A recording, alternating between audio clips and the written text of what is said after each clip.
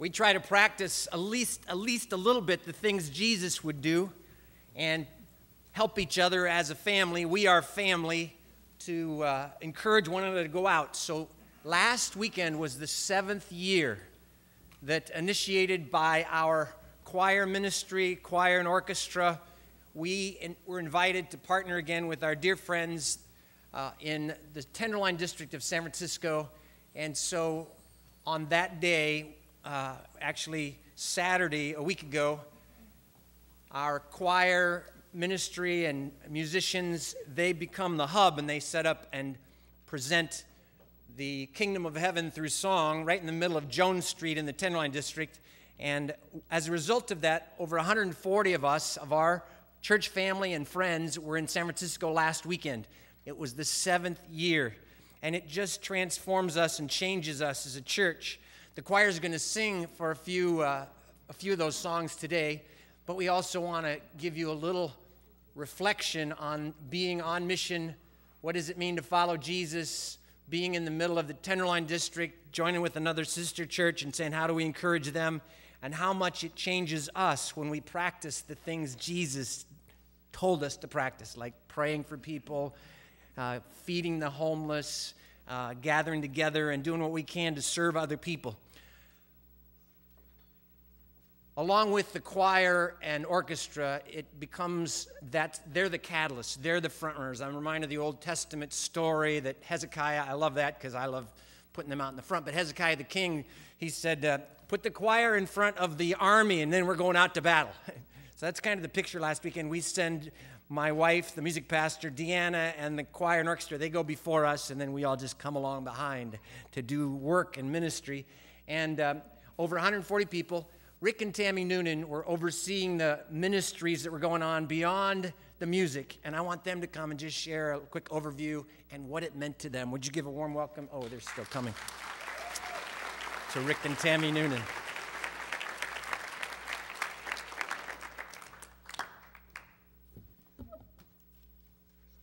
Good morning. Well, as Dennis said, last Sunday, we were there up in San Francisco in the Tenderloin district, and it was a magnificent time. Just to kind of give you a little more insight into what we do, we show up there on Friday afternoon, and we start preparing for the weekend. And there's many different activities that we're involved with to prepare, everything from preparing meals to packing groceries and moving chairs. We moved a lot of chairs. If you can think of these chairs, we had about 6 times this number of chairs that we were constantly moving back and forth. But it was a great week. We had a great team of people, great group of people that we brought with us, that came with us, and just so grateful for Deanna and her leadership, and Doug Titus, and then along in the special operations, there were a number of right-hand guys that I had with me, and my wife was also a great support. But we had everybody. It was like an army that infiltrated into the Tenderloin district to bless this area. Now, I've never been on a foreign mission trip. Yes. This is, it's like another world up there. It's different than Watsonville. It's different than any other place I've ever lived. But it was such a pleasure and a blessing to me to be able to be up there. We had different teams that were doing different things. That must have been a funny picture. Oh, we do have pictures. I hope some of those pictures that they took of me aren't up there. But anyway, we had different teams. For example, in the kitchen, we had Anna and Larry Smith Wilson, headed up the cooking. And they were there, Larry and Anna were there from, I think, the time that we got there to the time that we had to push them on the bus. And there were a lot of other people that came in and assisted in this area. Any idea like how many meals you guys prepared? How many meals? Wow. 4,000, I'm hearing. How many meals? We were not only not only were they Thousands and thousands. 400? thou- 400? 4,400. 4,400. I knew we were busy. They were in, Wow. yeah, they were in forms of, I think, peanut butter and jelly sandwiches to actually hot meals. And so this crew in the kitchen was not only feeding us that were on the trip and the staff there at the San Francisco Rescue Mission, but we were also pushing meals out to the people in the different apartment complexes close by. And Tammy will speak a little bit more on that. But anyway, it was just a blessing to serve with everyone up here. That really got my heart. We had also, just note, a security team. And when I think security, I think of, big rough and tumble kind of guys that, there to really show a strong authority in what we're trying to get accomplished. But the number one thing I told them was we're there to provide definitely a protection of our people, protection of the people that are in the different events that we're doing, but most of all, just to love on people. And that is a little different than what you might think of a security team, but it gave us the opportunity to mix one-on-one with the people, and that is always my favorite part of the trip, is to get out there and meet the folks in the Tenderloin District. And I had the opportunity to meet people that were down on their luck. Some of them had definitely, they had vices in their life that were holding them down. And thinking of today and what we remember back 10 years ago, having the opportunity to meet some veterans of our military, and just thinking back on it now, just being able to hand them a meal. I mean, what a small gesture, and to share God's love with them. And anyway, it's an awesome trip, and I would encourage, if any of you have the opportunity and the desire to come, it would be a blessing to your life. Thank you. I ditto all that, and I just want to add a few things that touched my life personally. Just seeing all behind the scenes work, and as Rick mentioned, Anna and Larry heading up the kitchen. And whenever there was a need, we would just say, we need this, and people would just come running. Our church body was just hearts to serve, hearts to love. And I don't want to miss all these. Please show that again later. But in the kitchen, and I was in there a lot with Anna and a lot of other people, but to me, what really touched me was our youth. Would it be all right to have the youth stand? Youth, young adults that were with us on this mission. If you could just stand for a minute. I don't want to embarrass you, but you just, if you, thank you.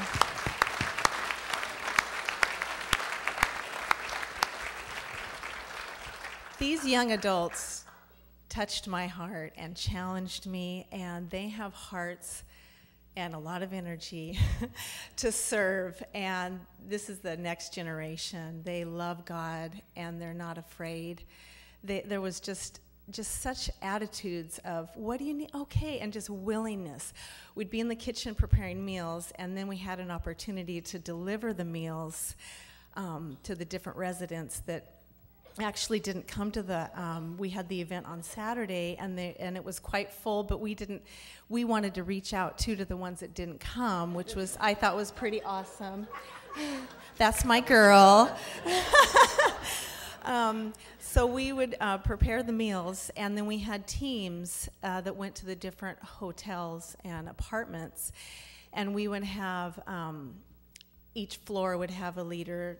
Let's say I was leading the odd floor. We would stay on that floor, and we'd have teams of 2 going to each door, because you never want to go to a door by yourself, and you never enter an apartment building. We had guidelines, so it was all safe, but what a neat experience too. Yvonne and I were a team, and we would sit back and we would watch our youth. They would knock on the door and say, where they were from, and they had a hot meal. And then we would give them the meal and then offer prayer. And would pray for the residents there with just such confidence and love. It just touched my heart. We just sat back and wept, both Yvonne and I. And then we also had guidelines. Yvonne and I went to one door, and this man didn't have a shirt on. So we offered him the meal and told him that God loved him, but we thought, we'll draw the line there. No shirts, no prayer, no. No, we still, of course, prayed for him, but it's just interesting. You never really know what's on the other side of that door, and it helped me to reflect back on my own life. I was alone in an apartment building when God touched my heart. And so I never want to overlook we are there saying, God loves you, and he thought of you today. He knows your name. And we are watering the seeds that have already been planted for years of the ministry that's gone on there. And one apartment building we went to was called the Cadillac Hotel. And if you could just remember them in your prayers this year, we're going to target the Cadillac in prayer and specifically, and just ask God to move on every resident there, in every heart, that they can know that whether they're sitting alone, wherever they are, God is right there. All they need to do is cry out to him. So just join me and praying for all the residents of the Tenderloin, but specifically the Cadillac. We're going to target them and just see what God will do over this next year until we visit them again. But most of them were just willing for prayer and just open. I just have to give you one visual, because we went to one complex that it was nice. There was security to the entrance, and it was really clean, and it's mostly for the elderly at this apartment complex, and we delivered our meals. And then the next one we went to, and they all knew ahead of time that we were coming, so they were prepared for us, but the next one was quite different, and you could just sense the heaviness in that building, and it was darker, and it was just a lot different than the previous building. And I looked, and at the end of every hall that we were on was a plastic container for the people to disperse their needles. And that's the reality. That's their reality. I mean, we see that in doctors' offices. This is their reality. They know what's going on. Here's a safe place to get rid of your needles here. And I just thought, wow, how sobering. But God loves them, and we love them. And what an opportunity to just be an extension of that love. And I walked away saying, okay, God, what do I do with all this? My heart's touched once again. And Morgan said it. She said, Mommy, these are people that they're someone's son, their daughter, someone's parents, cousins. It's not just the homeless, the Tenderloin. These are people with names, loved ones. And what am I going to do with all of that? And I just thought something simple that I'm going to do and implement in my life is every time I leave Target, every time I leave Safeway, most times there's someone on the corner. And I thought, wouldn't it be neat to just be prepared? I mean, this all started in the Tenderloin through Pastor Roger and his wife delivering peanut butter jelly sandwiches. How many years ago? 28. 28 years ago. And I thought, I could do that. I could have one bag lunch ready with a water and a sandwich and a fruit and just say, God bless you. He loves you, and so do I. And I just thought, wouldn't that just be neat if a few of us all over town would just have bag lunches ready in our car? I mean, it's not going to cost us much, but that expression of his love. Anyway, that's what I want to walk away with and how I want to apply it to my life. I wanted to say one more thing. I'm sorry, this is probably going on and on, but we had youth, like I said, and then all ages, so, and all abilities. So you might sit here and say, well, I couldn't. No, everyone can be used in ministry. So I challenge you with that and encourage you with that, but also I want to say what touched me was one young man that was there. He came.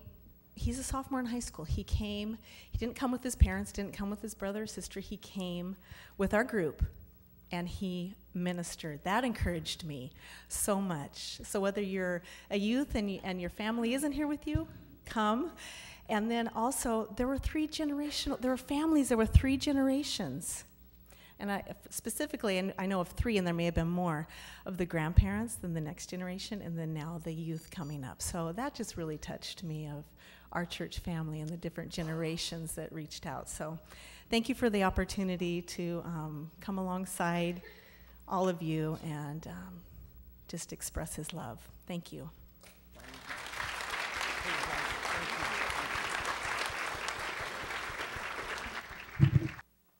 For all of you that went on a mission trip last weekend to San Francisco, how many would do it again? That's good. How many would not do it again? So, I just want to tell you, when we go out and practice what Jesus has modeled for us, it transforms our lives. It changes us. And so that's what we're doing, sharing with you this morning. So I want to ask a couple of people if they'll share just what it meant to them. And first, I'd like to introduce to you Jose and Diana Barcelo. And they've been worshiping with us for a couple of years. How many years, Jose? 2 years. 2 years. And, he's got a story in itself of how God got his attention. But would you give them your undivided attention, give them a warm welcome as they come just to speak. Stay right there, stay right there. Get right up beside him so that they can see how, otherwise it's pretty ugly with him and I standing there. Good morning. God bless you. My name is Jose Barcelo, and this is my wife, Diana. We are a blended family of 6 boys.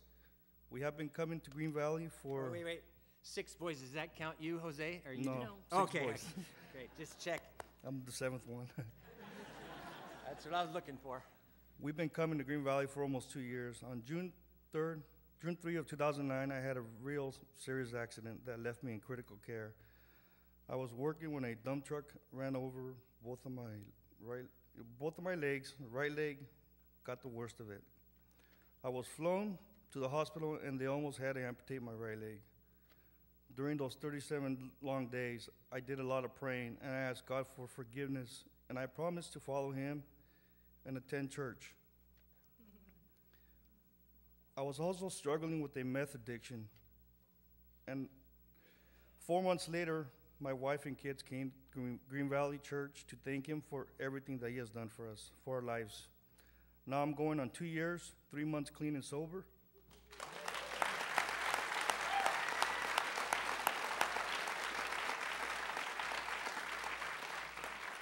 I had never been as happy as I am now with my wife and kids serving God. Yeah. So we decided to attend the San Francisco Tenderloin Missions Outreach.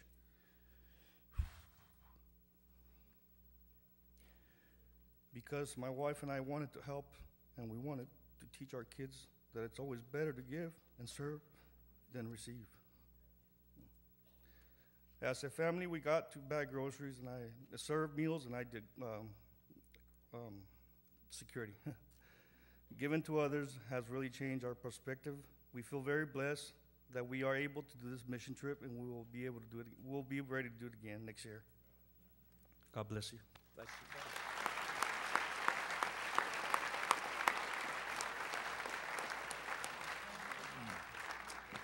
This is Sydney Bell. How old are you, Sydney?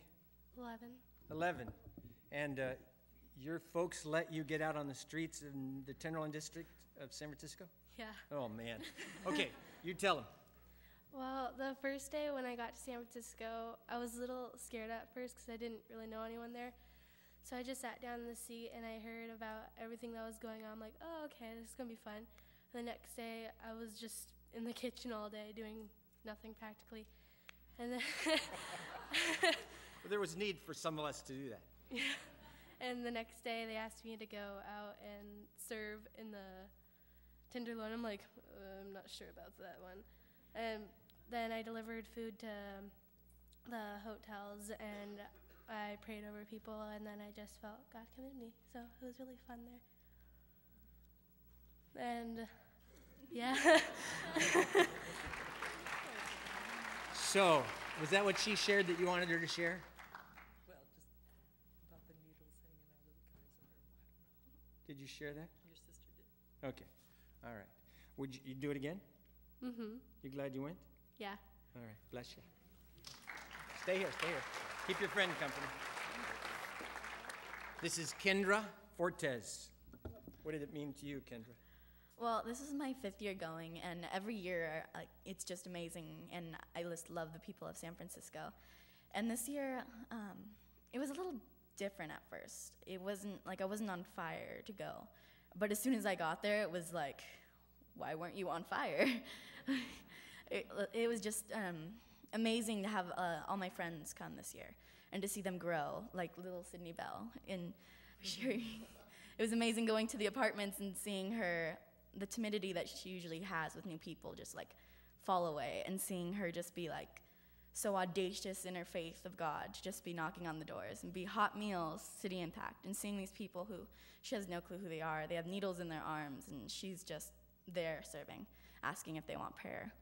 And this is my first year that I got to do the dance team, and it was a lot of fun. And there was this one part in the song where it says, I never wave my flag. And it's talking about how I never wave my flag to give up. And at that point, I wanted to cry, because it was amazing to see that these people who are on the streets, the lucky ones, get the cardboard houses, pretty much. And they aren't giving up. And we want to give up every day. But these people, they just want it, they want God's blessing. We're their hope. We come every year, and sometimes this is the one thing that keeps them going through all the hardships. And it was just amazing to share that with them.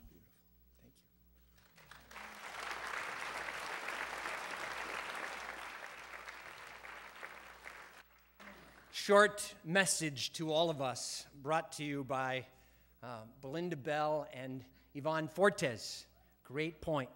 Just listen to their story, and here we go. Yeah, go for it, Alex. Good morning. First, I want to thank everybody who prayed. Some of you couldn't go, but your prayers made a huge difference in San Francisco. This year, Yvonne and I were blessed that we spent 2 weekends in San Francisco. We went prior to Worship the King to the conference with Francis Chan, and upon the request of our pastor was get to know the people, hear their stories. And so that's kind of what we focused on for the past 2 weeks, was just get their stories. And as I'm getting their stories, I began to realize that each and every one of us is one situation away from being in the Tenderloin District ourselves. When you hear their stories, it was a divorce they couldn't get back from. It was a death they couldn't come back from. It was an injury on a job, and they got addicted to pills, and they couldn't come back from it. And every one of us can relate to their stories. We've been blessed that we've had people around us who got us through that, but they couldn't come back from some of these situations. Drugs didn't get them on the street. They became addicted to drugs because their life's falling apart. And this lady on the front cover, I'm so glad she's on here. This lady on the top, her name is Gloria. And I was blessed to meet Gloria, and she is, she's a great-grandmother and just a woman of faith.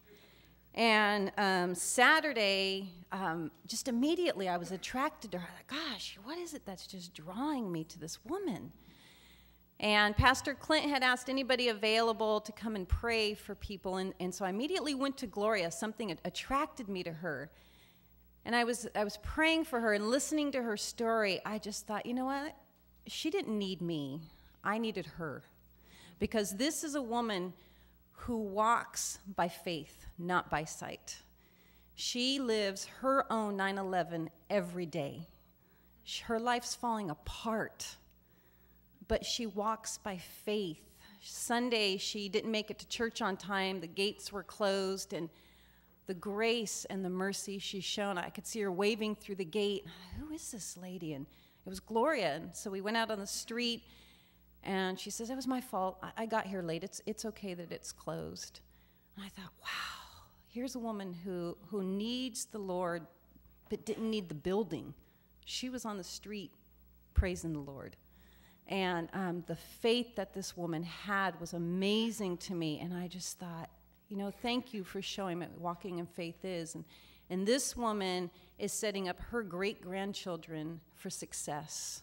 Because, like, you know, Zoe was saying and Peter was saying, remember. You know, we remember. And her great-grandkids are going to remember a great-grandmother who walked in faith, a great-grandmother who hit her knees every day. And their success is being set up because of Great Grandma Gloria. And just an amazing, amazing woman. And so the one thing I would say is just hear their stories. Look beyond their drug addiction. Look beyond the alcoholism. Look beyond the mental health. There's something else that got them to where they're at. And we are all one situation away from being that person. And I normally do not eat at the rescue mission. 2 reasons. 1, guilt. I feel so guilty to have a meal that I could sneak out the back door and give to somebody. 2, more sad, pride. This is rescue mission food. I'm going to wait till Cheesecake Factory. I'm just going to be real up here. That's just how I think. And so Sundays, we're packing up and we're sitting down for lunch. Yvonne says, hey, you going to eat?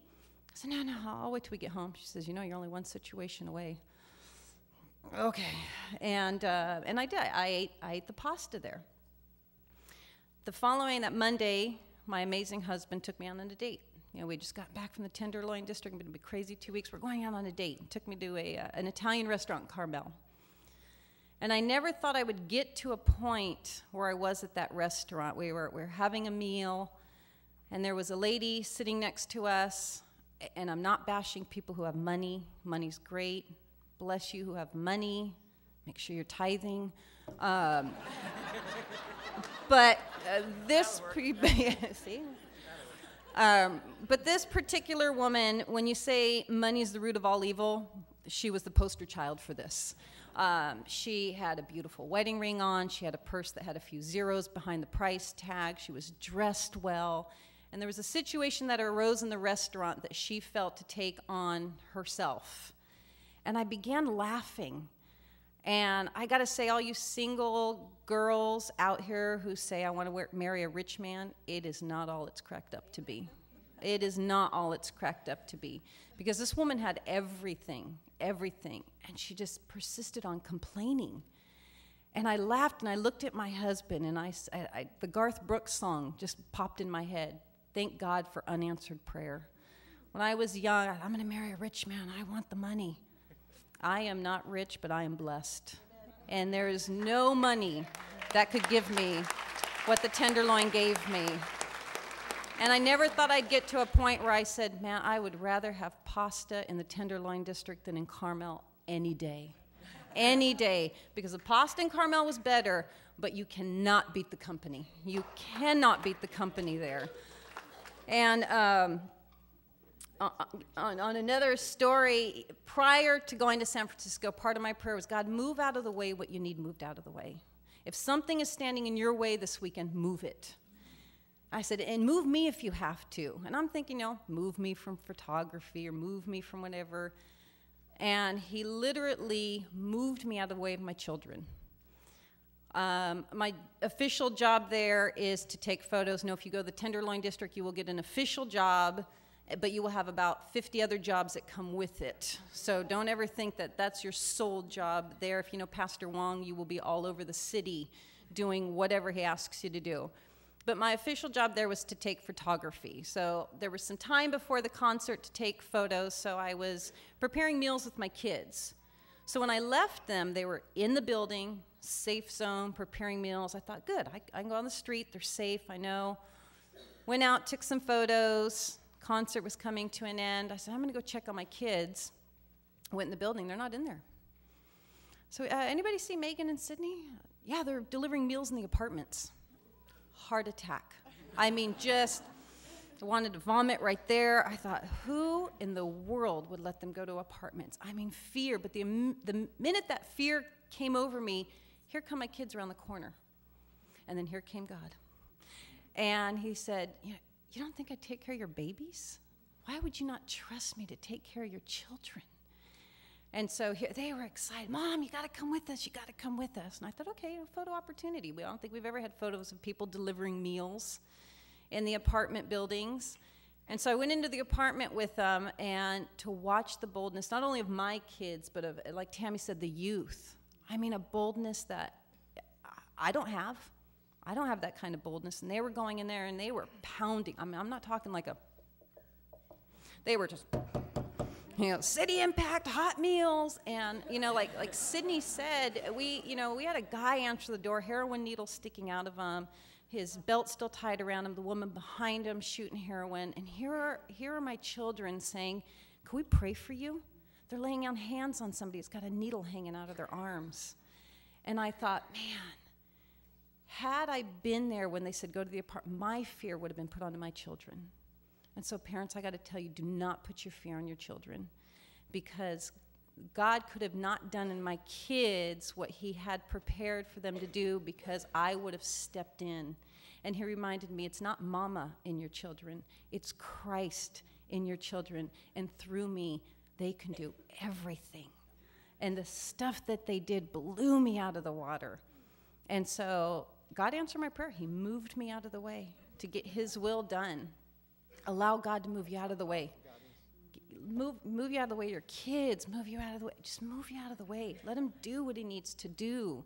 And to watch these youth, so proud of them and their boldness. And man, this generation we have coming up, they're going to rock the church. They are going to rock this church. Because these kids know that these four walls are not the church. They are the church.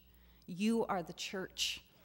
And they just proved what church is about, to go and to serve in the Tenderloin District. My kids are willing. They're giving up Christmas this year because they want to go back and serve on Christmas Day. They said, we're giving up our Christmas, Mom. We're going back. We're going back on Christmas Day. And to have an 11 and a 13-year-old willing to give up Christmas to go serve, I would have gotten in the way of that. I'd have messed things up. We messed things up. So, if you have the opportunity, I think it was just so neat to watch an 11-year-old, Sydney and Angelique, all the way to, a young at heart, Jack and Sue Polk, working side by side. It was amazing to have our elders and our youngest working together and serving and being so proud of this church family. And I thank Deanna for her vision for City Impact, because it does make a difference. And you hear stories of people coming back on Sunday. If it wasn't for your meal, I'd had no food till they delivered the next meal on Monday. And City Impact, keep them in prayer. Their ministry is amazing, amazing, amazing. Keep the Tenderloin District in prayer. And remember, we are only one situation away from that being us.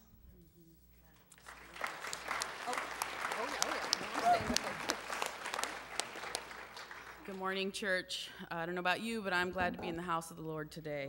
I'll just tell you right now that I will cry, and I'm not ashamed. If Ryan Bell can come up here and cry, I can cry. I'm really grateful just for this church family, and San Francisco is just amazing. Like my daughter said, it's our 5th year. Every year I go, God just stirs something new, and it's wonderful to go and serve the Lord and have so much joy and laughter. Rachel and Cesar Tapia can tell you, we laugh the whole time. One of the things, I'll give you an after synopsis. Monday, I lost my days. Monday, by the time I woke up 12 hours later because I was exhausted. It's funny how God will just put his anointing and covering over you, and you got all this strength there, and then the moment you're done, it's like, how did I do that, So after I woke up, starving, and I'm looking, and I had just finished cleaning up the kitchen, and I needed a lemon, and I remembered I threw a lemon away in the garbage, half a lemon. So I'm going through the garbage and rinsing off a lemon, and I'm looking at my sisters, and I'm like, don't say God can't change you, because I pulled the lemon out of the garbage. That's just not my personality. I would have gone somewhere else. That's how big God is that we serve. He will change us. He will redirect our vision. He'll put people on our path to see how good we have it. We are all one situation away. I met some amazing people there. God keeps giving me their eyes. I don't know why I can't go into Pajaro, but I can go into the Tenderloin, walk down those streets, and just preach it, I love the people of the Tenderloin. I think it's because they're just so open. And so God just keeps revealing their faces to me and their eyes and stories. And several of the stories are, like that, husbands who just fell away and they can't get back. But one of the most impactful were definitely the one about one young lady. Her husband left her, betrayed her, and she was so hurt. She had so much pain that she lost her children because she fell into drugs. She had no hope. She doesn't know where her kids are. Here she's on the streets crying. She's lost. There's so much. There's young ladies 9 years old, 10 years old on the street. And God just really gave me that picture. My husband left me. My husband betrayed me. Lord, how come they're on the street and I'm not? Why me? What is it, Lord? Why am I special? And God, not everyone has wonderful parents like I do that will take me in. Not everyone has a church family like Green Valley. Not everyone, most importantly, has a God that they know through when they're walking that God is right there. There are people in our lives, husbands, relationships that will never fill holes in our lives. They can never fill all those holes, but God can. The love of Christ can, and no person can fill that. And that was the hurt, and that was the hard part of walking in the streets, and they don't know the hope. They're not, some of them haven't been raised, some of them have. I met some pastors' kids on the street, just fell away. Some of their parents didn't even know where they were at. And it's a harsh reality that it reminds us every day is a gift, every 24, where we are, I kept telling Belinda, that's my new slogan, we're one day away we're one situation, and even one day away from that situation that can rock our lives. But if we have God in our lives, He's our center, He's our core. No matter what comes our way, no matter what the enemy throws our way, God is our rock. No matter what, we can look to Him. And if our hearts are towards one another and hearts are up towards the Father, then we can accomplish anything and we can get through anything. And the moment that we can be in our hurt and say, God, use this. God, I give you permission to use my pain. He will. He'll show up and He'll rock your world. And like Tammy said, we got to work together. I love working with Tammy. She's amazing.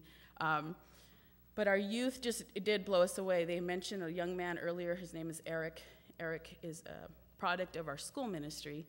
He started in preschool, and to now come to know the Lord and serve God, I was blown away. I didn't have that audacious, crazy faith at that age, but he did. And to watch him and Ashley Barragon knocking at the doors,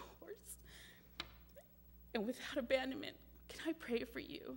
You know, there was times where I had to really hold back and say, Lord, I can't. You're going to have to give me, I kept praying, give me your eyes to see, and give me your ears to hear, give me your hands to go. But there was times where I had to pray, Lord, give me your nose, because I can't stand these smells. I mean, physically, they were really hard. These kids never blinked one time. They never complained. They just went, and they would hold them and pray for them and hug them. And it was a mighty example. I'm extremely proud of our youth. Some of us leaders got to be with them, and I know Jordan heard the stories after, and Zoe and Pat and Eli, and we are just beyond blown away by these youth, and excited to be a part of it with them. And thank you, church. I hope that you walk away knowing that we are a family, and we need one another. So thank you.